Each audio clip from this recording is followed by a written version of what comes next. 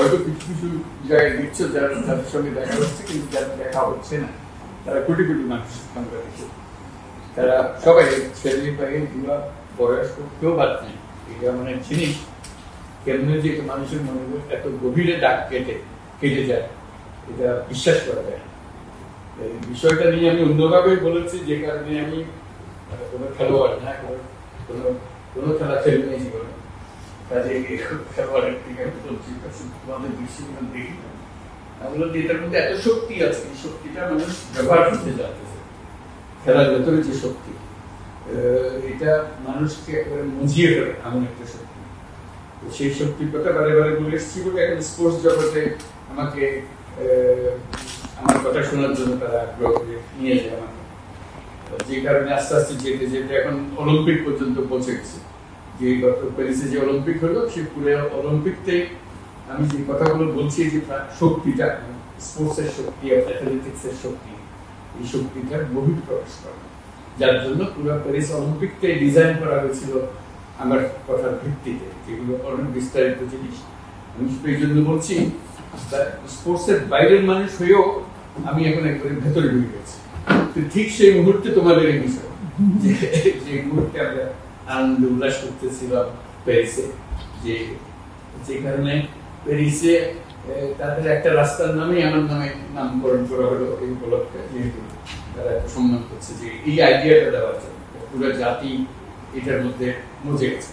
এবং ওদেরকে দেখে এখন ইটালিয়ানরা ভাবছে যে আমরা মিলান কর্টিনো উইন্টার অলিম্পিক হবে 2026 সালে। এটা 24 সালে হলো প্যারিস অলিম্পিক, আর উইন্টার অলিম্পিকটা হবে মিলান কর্টিনো।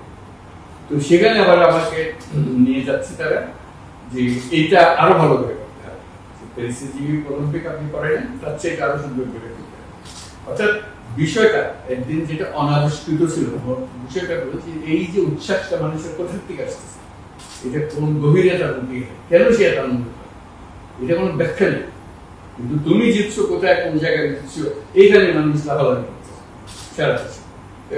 এটা অলিম্পিকের সময় দেখা যায় একজন কিসে জিতে যাচ্ছে, একটা গোল্ড মেডেল পাচ্ছে, সারা জাতি নাচতেছে, যে গোল্ড মেডেল এসছে, যেন সেই প্রত্যেকে পেয়ে গেছে এরকম।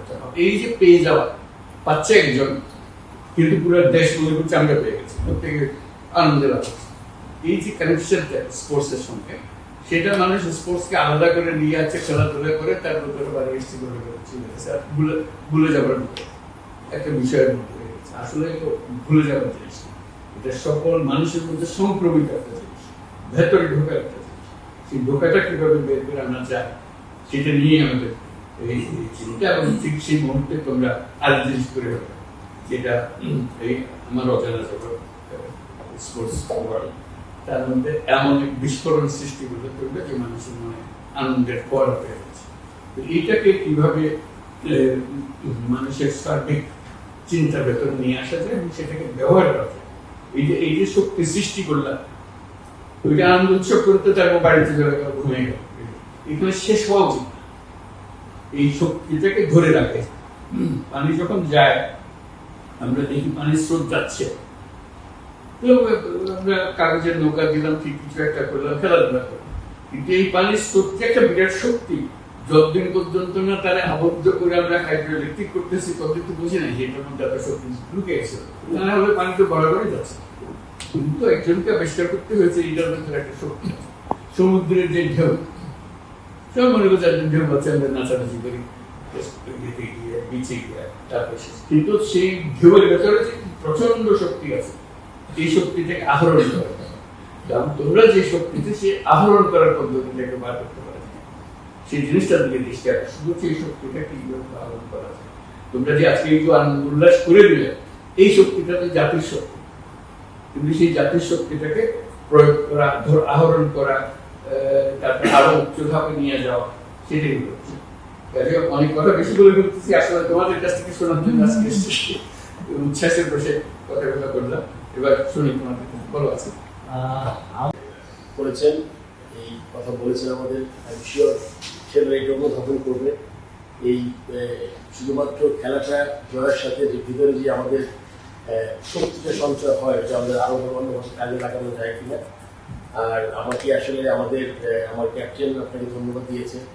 আমি আরেকবার ধন্যবাদ দিতে চাই যে সংকটকালে আমাদের সবার দায়িত্ব নিয়েছেন আপনি, এই জন্য আপনাকে বিরাট ধন্যবাদ পাওয়ার জন্য। আমাদের তো কি কাল গেছে, অ্যান্ড মানে আসলে যার বিবেক আছে তাদের সবাই মনের মধ্যে এই জিনিসটা গেছে, মানে অসুস্থ হয়ে যাওয়ার মতো অবস্থা হয়েছিল আমাদের সবার, বাট সময় আস্তে সব ঠিক করে দেয়। আমরাও এগিয়ে যাব জাতি হিসাবে আপনার হাত ধরে। আর আমাদের ক্রীড়া উপদেষ্টা অত্যন্ত বয়স ওনার কম, হয়তো ক্রিকেটেও সেরকম করে আসে না, মানে একটা বেস্ট পার্টনার আমার একবারই বলতে হয় একটা কথা, এত ভালোভাবে সে বুঝে যায়। সো ধন্যবাদ। আর যাদের সাথে পুরো টিমের সাথে কাজ করছি, আমারও বেশি দিন হয় নাই, লেস দেন 3 উইকস দায়িত্ব নিয়েছি। আপনি যেভাবে, আমি ছোট পরিসরের চেষ্টা করছি, অনেক কিছু অনিয়ম ছিল, ওই সব কিছু আস্তে আস্তে অ্যাড্রেস করার চেষ্টা করছি ক্রিকেট বোর্ডে। আশা করি সফল হব। অ্যান্ড নাথিং লাইক যে কাজ সবচেয়ে ভালো করে আমাদের খেলোয়াড়রা, এই কাজটা সে কন্টিনিউ করবে। আমিও খেলোয়াড় ছিলাম, আমি বিশ্বাস করি একটা কনসিস্টেন্ট ভালো খেলাটা খুব গুরুত্বপূর্ণ। ওই বেসের উপরে কিন্তু আমার সাফল্যগুলো আসবে। আমি চাইবো ওরা যাতে কনসিস্টেন্টলি ভালো খেলুক। অবশ্যই যে লজিক্যাল কনসিকুয়েন্স যেটা আমরা জিতবো, কিন্তু ভালো খেলাটা খুব জরুরি আমি মনে করি। টিমের মধ্যে একটা ভালো সম্পর্ক, সভাপতি হিসাবে আমাদের ওদেরকে ফ্যাসিলিটেট করা। আপনি জানেন যে খেলাটা অত্যন্ত স্ট্রেসফুল একটা কাজ, আই এম শিওর অনেক কাজই স্ট্রেসফুল, বাট এরা যে পারফরমেন্সটা করে এদের একটু মানে একটু নির্ভর থেকে করতে হয় জিনিসগুলো। সো আমি সভাপতি হিসাবে এই কাজগুলো করার চেষ্টা করছি যে প্লেয়ারদের যাতে বাইরের জীবনদের কোনো ডিস্ট্রাক্ট করতে না পারে, ওইদিকে আমার একটু নজর আছে।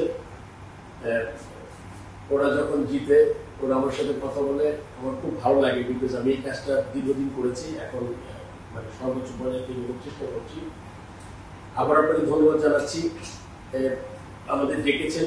আমরা আরেকটা কাজ করতে চেয়েছিলাম আপনার সময়, আমাদের মহিলা টিম আন্ডার-19 ফুল টিম যাচ্ছে ওয়ার্ল্ড কাপ খেলতে। ওই সময়টা ওরা এখন শ্রীলঙ্কাতে চুর করছে, আপনি চলে যাচ্ছেন 22 তারিখে, আমি শুনলাম 29 তারিখে ফিরবেন। তারপর আমি ফোনে কথা বলা যায় চেষ্টা করবো আপনার সাথে, ওদের ক্যাপ্টেনের সাথে বা টিম ম্যানেজমেন্টের সাথে। ওরা থাকলে দেশে আপনি যাওয়ার আগে হয়তো বা এই আপনার সাথে দেখা করে দিতাম। আর অনেক কথা বললাম, আপনাকে সবাইকে ধন্যবাদ। আমরা আশা করব যে আমাদের যে ছোটোখাটো যে সমস্যাগুলো আছে, যে ক্রীড়া মন্ত্রণালয়ের মাধ্যমে উনি চেষ্টা করছেন, আমি আমার যেগুলো দরকার আমি ওনাকে বলি, অ্যান্ড সাথে সাথে উনি অ্যাড্রেস করেন। অ্যান্ড আমি আশা করব যে এইভাবে অব্যাহত থাকবে জিনিসটা, সো দ্যাট আমরা একটা ভালো পরিবেশ তৈরি করতে পারি এবং যেখান থেকে ক্রিকেট আরও এগিয়ে যাবে। আমার সবাইকে ধন্যবাদ, আপনাকেও ধন্যবাদ। আপনার ইভেন্ট সফর শুভ হোক, আপনার সঙ্গে দেখা হবে।